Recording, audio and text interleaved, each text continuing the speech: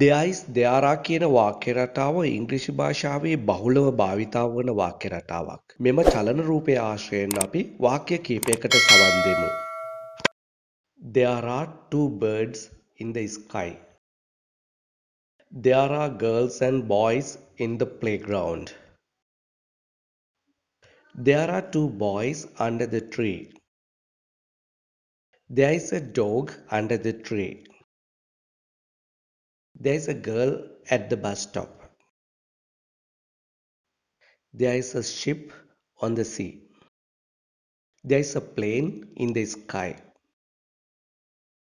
එම වාක්‍ය රටාවන්ම භාවිතා කරලා මෙහි සිදුවෙන ක්‍රියාවන් විස්තර කරන ආකාරය පිළිබඳව බලමු. There are boys and girls playing in the playground. There's a girl running along the beach. There is a plane flying in the sky. There is a ship sailing on the sea.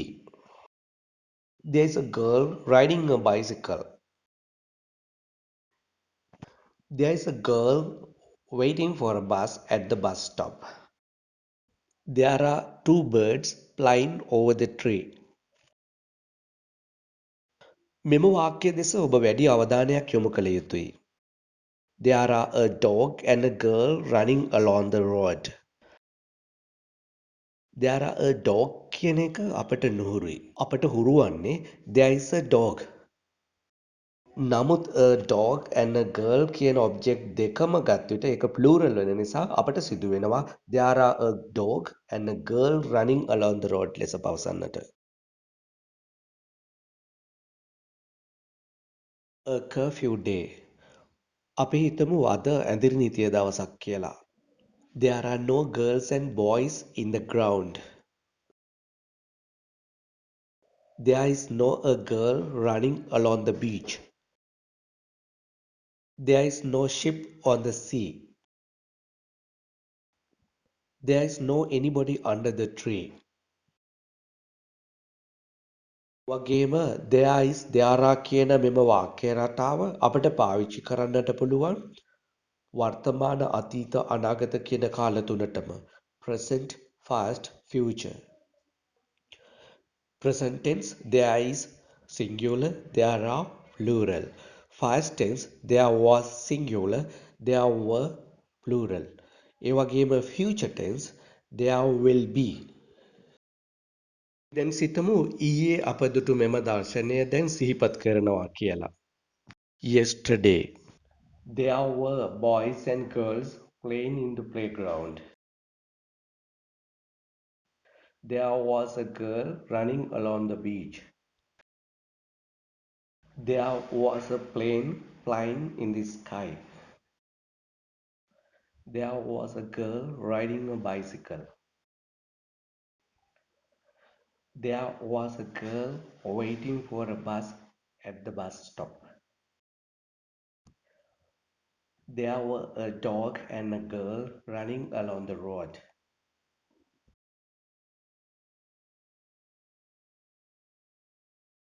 හොඳයි අපි දැන් බලමු හෙට එම ස්ථානයේ තත්ත්වය පිළිබඳව.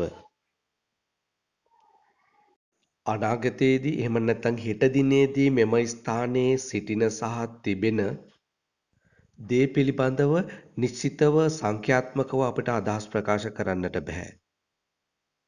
එම නිසා අපට අවශ්‍ය වෙනවා quantitative words. උදාහරණයක් හැටියට හෙට ක්‍රීඩා පිටියේ ළමුන් කීප දෙනෙක් ළමුන් විශාල සංඛ්‍යාවක් ඉඳීවි. හෙට ගහ යට ළමුන් කීප දෙනෙක් ඉඳීවි.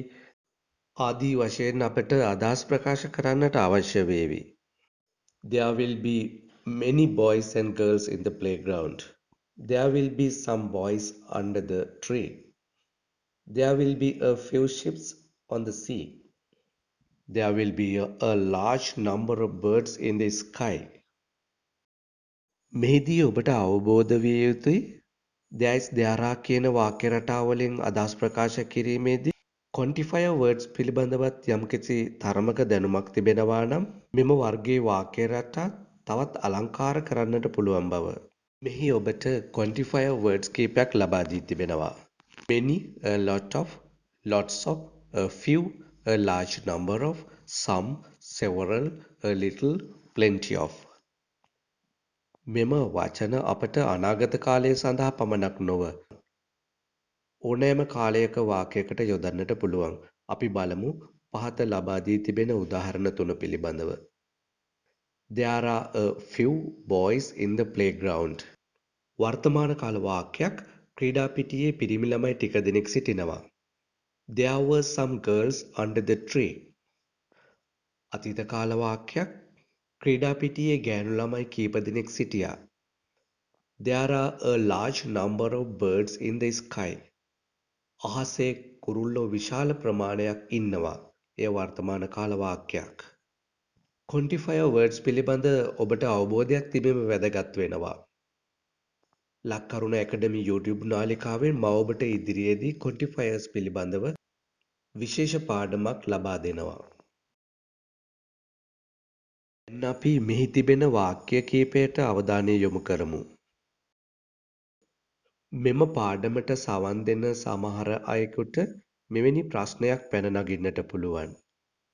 There are two boys under the tree කියන වාක්‍ය ඇයි අපට බැරි two boys are under the tree යනුවෙන් ප්‍රකාශ කරන්නට.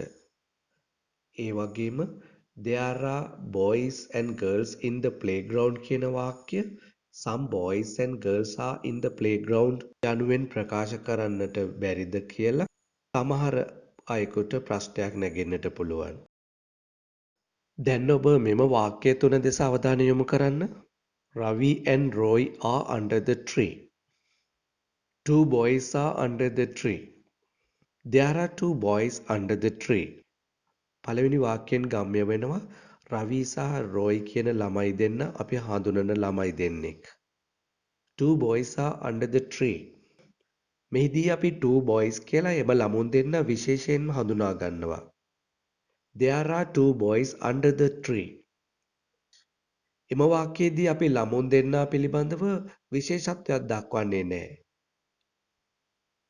මෙහි ලබා දී ඇති වාක්‍ය තුන පිළිබඳව අවධානය යොමු කළාම ඔබට මෙම වාක්‍ය රටාවල තිබෙන විශේෂත්වය හොඳින් අවබෝධ කරගන්නට පුළුවන් වේවි.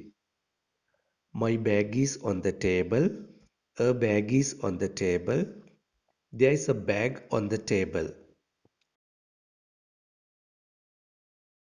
මා සිතනවා ඔබ there is there are කියන වාක්‍ය රටාවන් පිළිබඳව හොඳ අවබෝධයක් මෙම පාඩම තුලින් ලබා ගන්නට ඇති කියලා.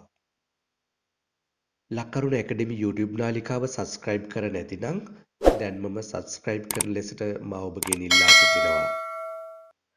තවත් පාඩමකින් ඉදිරියේදී හමු වෙමු. ස්තුතියි.